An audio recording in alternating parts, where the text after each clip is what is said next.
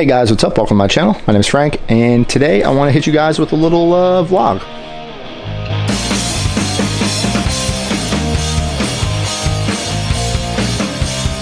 So I'm in the new paint booth that is definitely not a kill room. It's not a kill room.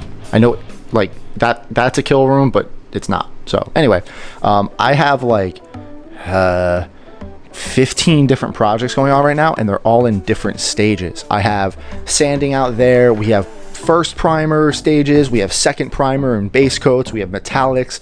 We have some finished stuff. We have some clear coats. So I figured it'd be a good chance to like grab the camera and take you through basically all of it. My sanding, my prepping, my priming, my painting, my clear, like all of it. This isn't the third video of how to paint. This is an all-inclusive one to kind of key you in on some of my, I don't know, some of the techniques that I kind of forget about, that I just want to kind of go over. So let's leave the booth real quick. And the new paint booth has been getting some serious time in. The new setup is so much nicer. Just, it's all moved into the corner where I wanted it to. I have so much more room. I still have to get rid of some of these boxes. My toolbox is here now. These are all wasted materials and failed prints, and there's a lot. I'm looking into getting a filament recycler for real. This is gonna seem odd to some people, but I just recently destroyed a helmet because it came out like dookie. It was layer shifted. I started to sand it and I got frustrated, and then I just started kind of breaking it apart, and it was like the most therapeutic thing I've done in a while. I don't know. It's like the first helmet I've like thrown away, and it, maybe some of you will get it. It was like nice to just break something. I don't know. So it's in the scraps. My market, all my wasted prints are there. There's also some surprises over here, but you guys can't see those. If I like went down, like you can see a Stormbreaker right there, but like between the Stormbreaker and like all there's a bunch of stuff, and yeah, that's whatever. So this is like my prep rack over here, and everything in here is in different stages. These are just raw prints. This is PLA plus, and this is PET G. This is one of my red PET G helmets. That over there is my second one, and that's in the priming sanding stage. This is the face mask of that helmet I destroyed. I don't know. Spit happens, so we'll be all right. But these are gonna get sanded really soon. I might make like this a wall decoration. Here are my Mandalorian helmets. This is the DO3D ones. So these are just raw prints. So I need to hit these with a palm sander. Sanding these is a lot different than the Iron Man helmets, but I'm still using the 60 grit on the orbital hand palm sander, which is sitting, you can kind of see the orange of it right there. Let's see if I can get a shot of it real fast. I left this open so I can, there it is. There she is right there, that guy. Yeah, so I still need to sand these. They're very easy to do. I think the next time I print them though, I might leave the earpieces and the vent off just to see how much easier it is to actually paint these. There's a Mark 1 helmet I still need to finish. I need to clear coat this Samus helmet. It is gonna be all white, and I'm really excited about that. And then if you look in there, it's the treasure map from Treasure Planet, yeah. So this one just got sanded, and I just put my hand in some wood filler, whatever. There was a little bit of imperfections in here, and then the dome part, because the way I print the helmets, I did slather it with wood filler. The stuff will be dry in about 10 minutes. I literally just did it. The tube is still here.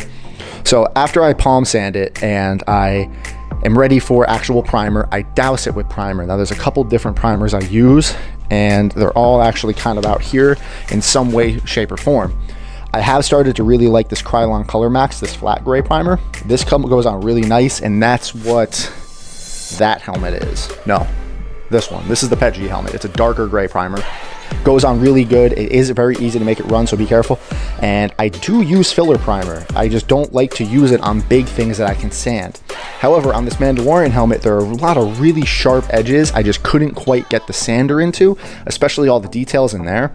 So I did use filler primer on this, and it worked out pretty good. I still need to clean up some spots in the eyes, but yeah, the filler primer worked great on that, and I might start utilizing it for the Mando helmets. So test out what primers you like. These are also primers I use, and they're not actually primers. They're Krylon camouflage, and this stuff dries so fast. This stuff dries in like 5 minutes, and I use this as a really cheap primer substitute. It runs very easily. Look, you can see it ran right there. I don't care. It's gonna sand off. It's the primer stage. I don't give a shit. So what's nice about this stuff though is, you know, it's cheap. It's actually cheaper than most of those primers. It's like $3 or $4 a can, and it covers beautifully. This was palm sanded. Literally, this was palm sanded one time with 60 grit, a quick rub of 200 grit just to knock some of the high spots down, and then primed. And there's no layer lines left on this. Like, this is gonna paint beautifully once I sand this down. So you don't need to spend days and days sanding. That this right here, raw print to what you see there, was about 5 to 10 minutes. That's not bad, and I'm okay with that. Same with this Captain America shield, same concept. This took a little bit longer to sand. I still need to go through and fill in the seams. I just wanted to prime it once to get some good adhesion, but it is smoothing out pretty good. Actually, this star is actually almost perfectly smooth just from how I welded it. So like, it's a primer substitute and it works great. It's meant for plastic. And then we have some Star Wars masks here. I don't know if these will ever make it into their own video. These are I call these the one-day builds, similar to like Adam Savage. But I don't know. I have no other thing to call them. They were literally sanded, primed, painted, all in a day. They're just for decoration. So I'm excited to get them out, and I just roughed them up and weathered them. I hand painted the red. This was masked off and it was just damaged, and I still need to go and paint the chrome on this. So I actually hand painted some of this stuff. Some of this stuff was masked off, so you'll gain different techniques while you go along with this. Now these are in 2 different stages, and we'll go back out to the helmets in a second. But this is a Nova helmet, and this is for an upcoming video. And since Nova's helmet is a bright chrome gold, I want this helmet to shine. So I'm actually putting a lot of time and effort into this one. So usually to get a really nice metallic finish, like the chromes I did on some of my helmets, or a really nice gold, you actually do a black base coat. And this is a gloss black. This is just some cheap stuff, and it works actually really good, and it gives you 25% more for free, which means you paid for it. So I'm gonna go over it. It's gonna be gloss. I'm gonna wet sand it, and then I'm gonna clear coat it, and then I'm gonna put the gold on. Now this is stuff you just have to test out. It might not work for you depending on the golds you use. I know I can do that with that gold right there, but it doesn't work with like some of the gold that's hiding up behind there. So you really need to test some stuff out. Having some failed prints really does help you with this. I have Nova's star. I still need to sand this down, but it looks a little grainy, but it's actually really, really, really smooth. I'm gonna wet sand it one more time, clear coat it, and call it a day. The Mandalorian helmet, I'm sure some of you have been staring at this in the picture. This is kind of the way. I still want to experiment with graphite rubs and some much more shinier metallics. This was a very quick job. This was painted in, again, a day. It was a raw print yesterday. It's for somebody and I need to get it out ASAP. Luckily, I had this Rust-Oleum Automotive gray titanium, and I gotta be honest, that looks pretty damn good. For just a rattle can job. It doesn't have that super deep Beskar shine, but what's nice about this automotive enamel, and if I can find it right here, final acrylic finish coating and application for clear lacquer, allowed to fully harden for 24 hours. You can clear coat this metallic. This is the same brand that I use on my whole suit. All of these colors up here, the red, the gold, and that gunmetal. So I use sky gray metallic on my suit, but I went and bought just normal gray metallic and gunmetal because I wanted to test them out. And you can clear coat this. Speaking of clear coat, once this is fully hardened, I'm gonna wet sand it with about 1,000 grit sandpaper just to kind of rough it up a little bit, literally just to get a little bit of a bite back to the paint, but it's also gonna smooth out any imperfections. I think I got a little bit of dust like right there. Maybe see if you can see it. Nope, it's too shiny. It's too shiny, guys. Oh, there it is. Yeah, right there. A little speck of dust. I'm gonna sand that off, and then I'm gonna actually go and clear coat it. Now, always test out your clear coats. You could have a nice finished project, and the second clear coat touches it, it'll ruin the paint. Some metallics can't take it. This metallic cannot take a clear coat whatsoever. I actually think it says on the back, top coat not recommended. This one can, this one can. You need to test it out.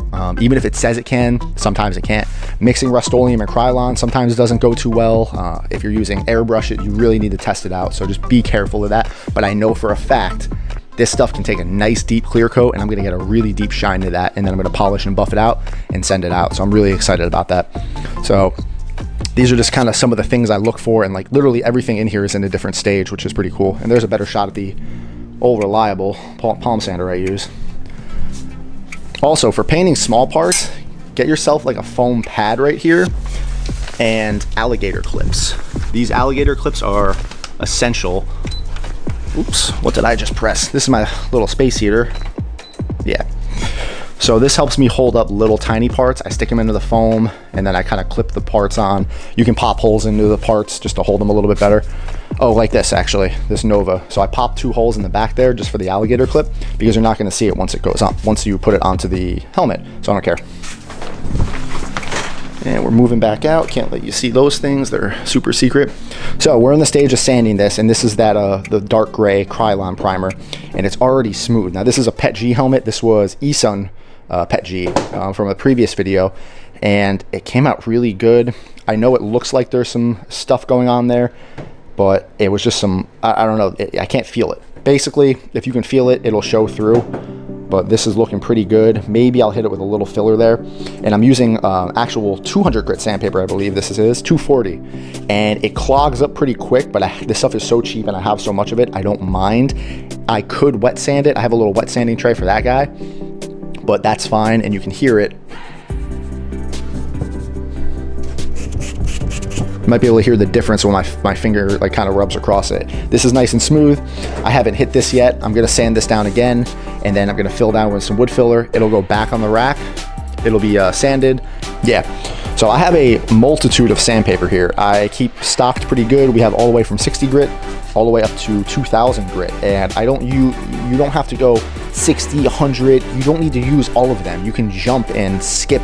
Sometimes I use my 60 and I'll go all the way up to 240, and then I'll go up to 1500, and these are just things you're gonna pick up as you go.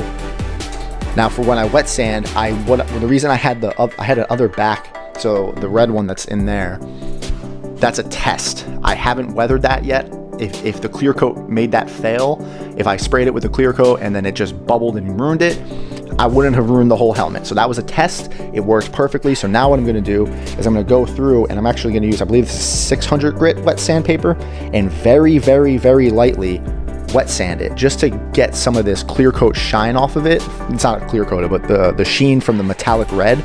I'm gonna knock some of that down. It's gonna look a little streaky and it's gonna look weird, but that's how I know my clear coat's gonna stay a lot better. And it looked really bad, but now you can see the shine that's on that, and I'm gonna probably go and hit that with another coat.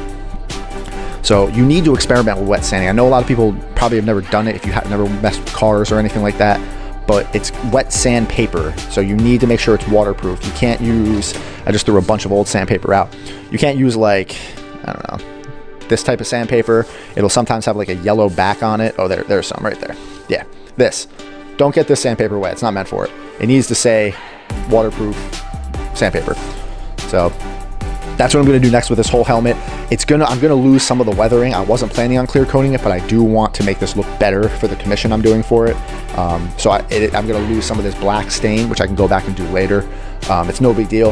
Honestly, I probably don't need to wet sand it, but if I rub my hand over it, there are a couple imperfections in the paint. I can feel them. You can probably hear it. So I want that to be as smooth as possible, and it'll let me buff, polish, and wax and shine it like I've done in other videos. So I'm really excited about that. So you're gonna eventually just build up this arsenal of stuff and knowledge. There's stuff I do that I just don't even think about anymore because it's just second nature. When I sand, when I'm, a touch, a feel, when it's ready for the next coat. The thing I always want to harp on is if you can see the layer lines through your primer and you go into your first base coat and you can still see them, go back, sand it down, restart. Don't just try to pile on more paint. If your prep work isn't good, it's gonna show in your final coat, I promise you. If I don't go and fill these in, I'm gonna see it in that final coat and it's gonna look terrible. Even this red hood mask didn't come out that good. There's like a little layer line right there that just still bugs me, but I kind of have to let it go because I need to get this thing out. Honestly, you can't really tell from afar. The mask still looks good, but as printers, we can pick these things out. So yeah, sorry, I got a phone call and I don't remember what I was talking about. Anyway, take your time with sanding. It'll really pay off in the end, but you don't need to also spend days and weeks wet sanding and getting it, perfectly smooth. I've seen people wet sand their primer so much that the paint has trouble sticking. So there is a balance and you need to find that. Having a little scrap bin of parts, failed prints, and this is what's going to be in the next painting video. These parts I need to still clear coat. This is invaluable because you can test everything. You can test every feature and method you want. Honestly, I probably shouldn't have destroyed that helmet. I could have used it, but again, it was a weird gratification for actually doing it. So I just wanted to take you guys through just a current snapshot of my painting techniques, and I honestly could probably tell you every single paint in here and what it works with, what primer it likes, what primer it doesn't like, what clear coat it likes, how they interact, how long they take to dry. This gloss black takes like 3 damn days to dry. So does one of these reds, that red, but then if I dust it with this enamel, it dries in like an hour. So like you're gonna pick these things up. And you can watch video after video after video, but depending on your temperature and climate and area, and you do have a paint booth where, you know, you can regulate the temperature, it's all gonna vary. So you need to test that type of stuff out. So I hope that maybe shed some light on some of the things I do. And I have a lot of projects coming. I have the Nova helmet. I have a couple Mandalorian helmets. Maybe I'll do something about these. I don't know. I do have my broken Captain America shield tutorial coming. I know I already have the other one done. I'm going to make this one better, and they're both going to be in the video. So please stay tuned for that. I might do another build video for an actual clean Mark 85. I have to do the motorization tutorials. I have so many Mark 85 helmets I can do it on. So stay tuned for that. As you see, there's one there, there's 2 more, there's like 3 upstairs. So yeah, I have a lot of projects that I'm trying to cut out right now. Oh wait, and there's another one. Yeah, I have another one floating somewhere. I think it's the Fortnite Iron Man helmet. Can you see it in there? Maybe, I don't know. We'll live. So oh yeah, look how nice this is. Look at that. So that does it. I'll end this the same way I started, in the reflection of this really, really nice shiny clear coat. So thank you so much for watching, guys. You guys have a great day. Bye.